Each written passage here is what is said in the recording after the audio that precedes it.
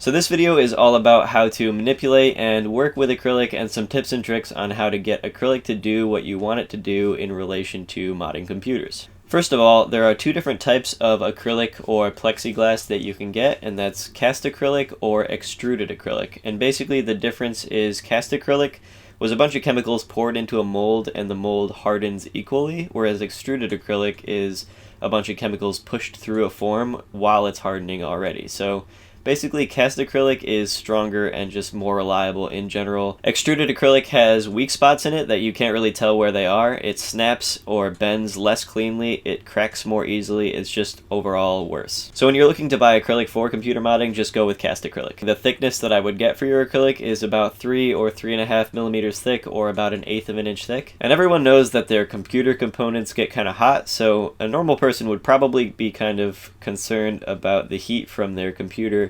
melting the acrylic if they use mods like, for example, close to their graphics card, like a backplate or something like that. You shouldn't worry at all about that because, for example, graphics cards or any other computer components really, they're designed to shut off if they get too hot to prevent the heat from damaging the component. And that shut-off point is well below the melting point of acrylic. For example, a lot of graphics cards, they shut off around 90 degrees Celsius, and the melting point for acrylic is 160 degrees Celsius.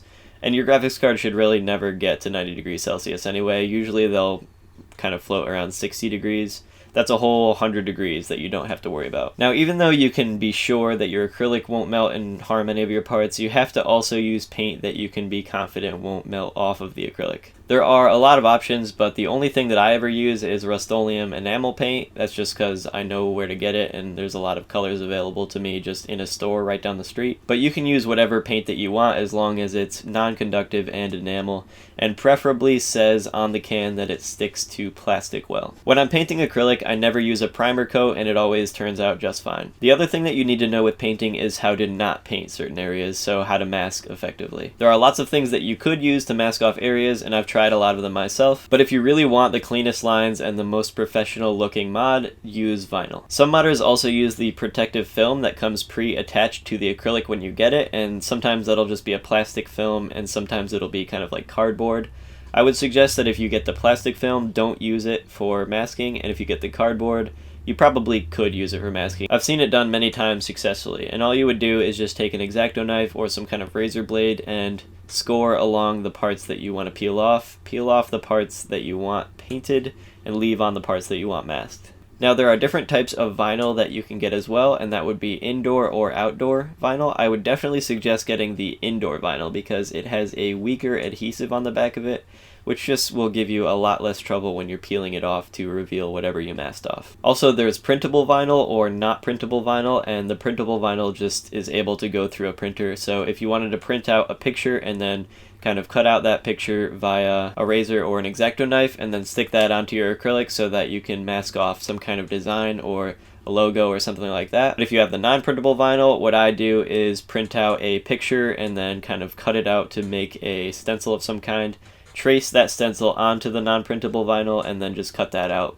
like you would the printable vinyl. Or you could use a vinyl cutter, and that would save you a million years, but most people don't have them because they're kind of expensive. But what a vinyl cutter would do is just cut that out for you, and then you just take some transfer paper, put it on the vinyl, peel it off, and then stick it onto whatever you want to mask off, and then make sure you peel the transfer paper off while leaving the vinyl behind. It's a really easy process, and vinyl transfer paper is not very expensive. Now, manipulating acrylic is very easy and very cheap depending on what you want to do, and that would be either cutting it or bending it or attaching it to something or anything like that. If you want to bend your acrylic, you need a heat gun, and you can get a really cheap one for just 20 or 25 bucks, or if you have a blow dryer laying around, you can just use that instead. All you have to do to bend it is heat up the areas that you want to get soft so that you can bend it, and this will take a couple of minutes. And then just find a mold of whatever you're trying to bend. This could just mean a 90-degree angle, like the side of a table or something. When I bend, I only do 90-degree angles because I really haven't had a reason to do anything else, and I just use the side of my table to do those. So you don't need anything fancy. You just bend your piece of acrylic over the side of the table while it's still malleable from the heat, and I just use some pieces of wood to save my hands from the heat and just kind of get that angle really sharp, and then you just wait for it to cool down. And if you want to cut your acrylic, you can do this in a number of ways. You can use an acrylic cutter, which is only a couple of dollars, and that will give you straight cuts, and you only need a tool like this for doing really simple things like an acrylic backplate, for example, for your graphics card. But if you want to get into more intricate cuts, you're going to need something like a jigsaw or a scroll saw, and I use a scroll saw. The one that I use is the Dremel Moto saw, but if you have a jigsaw laying around, you can use that instead. The only thing that you have to keep in mind when you're using saws like this is the blade that you're using. I would suggest using a blade that's meant for cutting metal instead of wood, just because you know the teeth will last longer, but if you have a blade meant for cutting wood, you can still use it.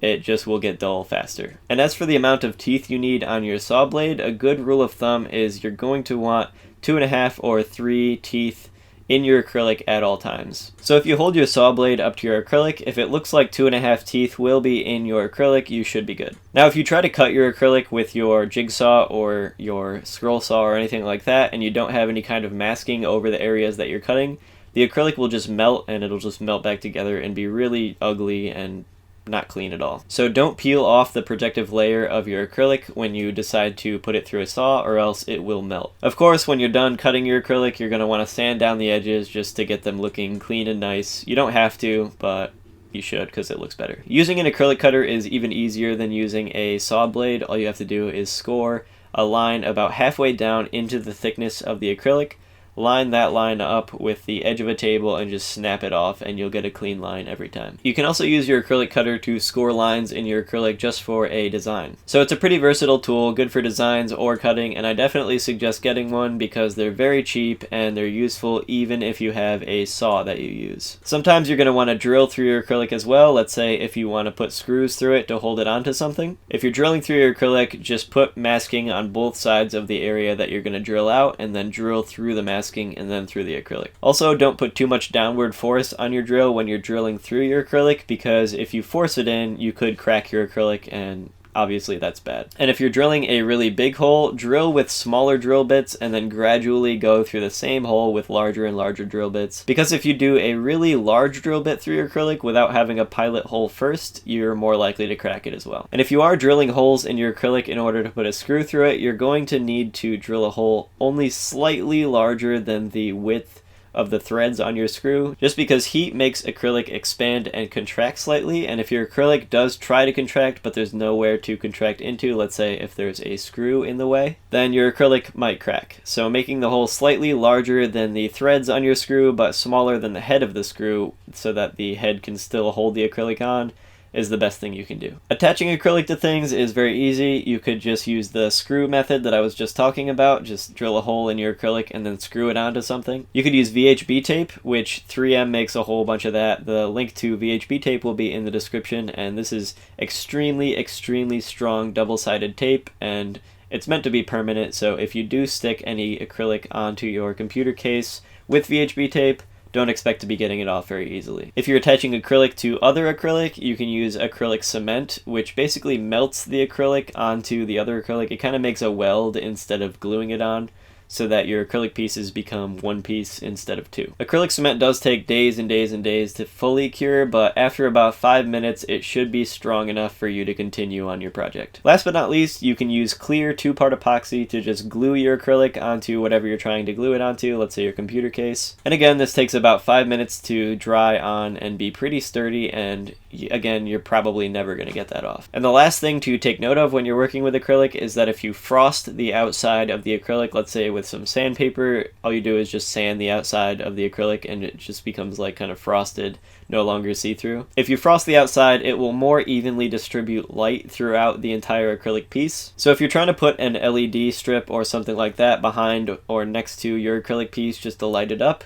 then definitely frost it because it will look a lot better that way. And that's the basics of working with acrylic. I'm Dietec, and if you want to see more videos like this one or other computer modding videos in general, go ahead and subscribe to my channel, and I will see you in the next one.